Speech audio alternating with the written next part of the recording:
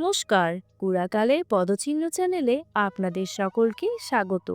মহাভারত পাঠের ৫৮তম পর্বে আজকে আমরা শুনতে চলেছি ধৃতরাষ্ট্রের অস্থির মতির কাহিনী। পাণ্ডবদের বনযাত্রার পর প্রজ্ঞাচক্ষু ধৃতরাষ্ট্র বিদুরকে বললে, তোমার বুদ্ধি নির্মল, ধর্মের সূক্ষ্ম তত্ত্ব তুমি জানো। কুরুবংশীয়মানকে তুমি সমদৃষ্টিতে দেখো, যাতে কুরু পাণ্ডবের হিত হয় এমন উপায় বলো। বিদুর বললেন, মহারাজ, অর্থ, কাম ও মোক্ষ এই ত্রিবর্গের মূল ধর্ম, রাজ্যেরও মূল ধর্ম। সেই ধর্মকে বঞ্চিত করে শকুনি প্রভৃতি পাপাত্মারা যুধিষ্ঠিরকে পরাজিত করেছে।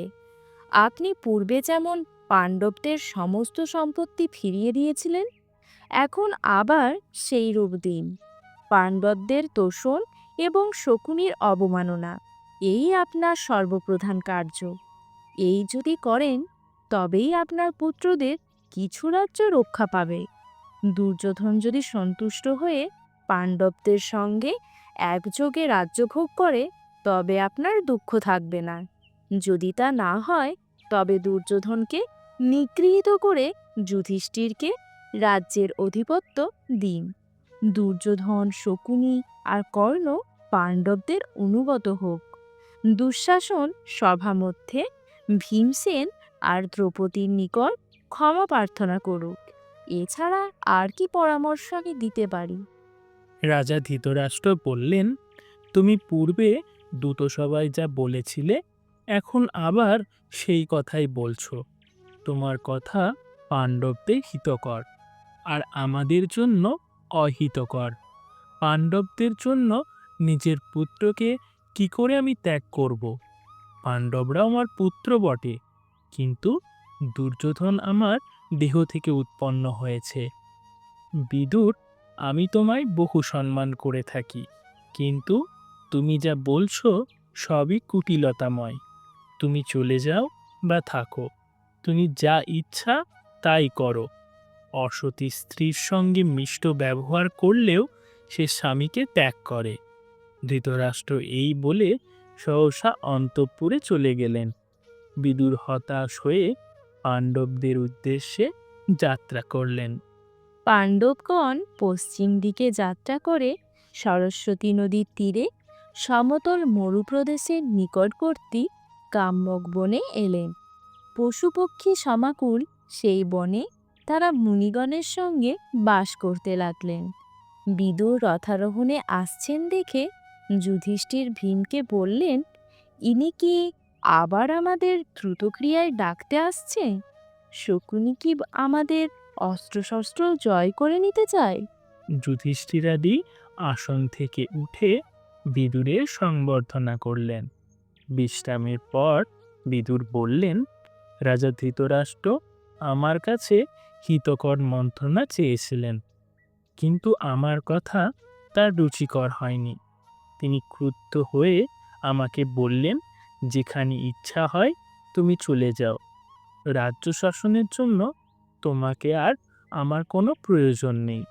যুধিষ্ঠির, রাজা ধৃতরাষ্ট্র আমাকে ত্যাগ করেছেন, এখন আমি তোমাকে সদুপদেশ দিতে এসেছি। পূর্বে তোমাকে যা বলেছিলাম এখনো আমি তাই বলছি।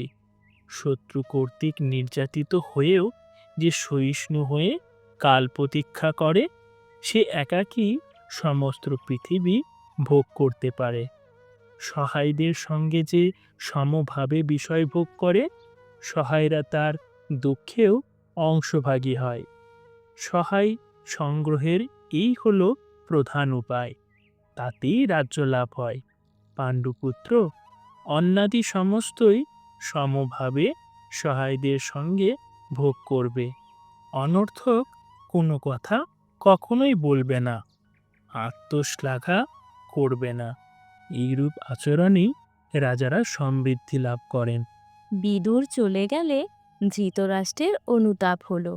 তিনি সঞ্জয়কে বললেন, বিদুর আমার ভ্রাতা, সুহৃদ এবং সাক্ষাৎ ধর্ম। তার বিচ্ছেদে আমার হৃদয় বিদীর্ণ হচ্ছে। তুমি শীঘ্র তাকে নিয়ে এসো। যাও সঞ্জয়, তিনি বেঁচে আছেন কিনা দেখো। আমি পাপী, তাই ক্রোধবশে তাকে দূর করে দিয়েছি। তিনি না এলে আমি প্রাণত্যাগ করব। সঞ্জয় অবিলম্বে কাম্যক বনে উপস্থিত হলেন। কুশল জিজ্ঞাসার পর সঞ্জয় বললেন, রাজা ধৃতরাষ্ট্র আপনাকে স্মরণ করেছেন। পাণ্ডবদের অনুমতি নিয়ে সত্বর হস্তিনাপুরে চলুন, রাজার প্রাণ রক্ষা করুন। বিদুর ফিরে গেলেন। রাজা ধৃতরাষ্ট্র তাকে কোড়ে নিয়ে মস্তক আঘ্রাণ করে বললেন, ধর্মজ্ঞ, আমার ভাগ্যক্রমে তুমি আবার ফিরে এসেছ। তোমার জন্য আমি দিবারাত্রি অনিদ্রায় আছি, অসুস্থ বোধ করছি। যা বলেছি তার জন্য আমাকে তুমি ক্ষমা করো। বিদুর বললেন, মহারাজ, আপনি আমার পরম গুরু। আপনাকে দেখবার জন্য আমি ব্যগ্র হয়ে সত্বর চলে এসেছি। আপনার আর পাণ্ডুর পুত্ররা আমার কাছে সমান। পাণ্ডবরা এখন দুর্দশাগ্রস্ত, তাই আমার মন তাদের দিকে একটু বেশিই গেছে। আজকের মতো মহাভারত পাঠের পর্ব এখানেই সমাপ্ত। আগামী দিন আপনারা শুনতে পাবেন মহাভারতের এক নতুন কাহিনী। নমস্কার।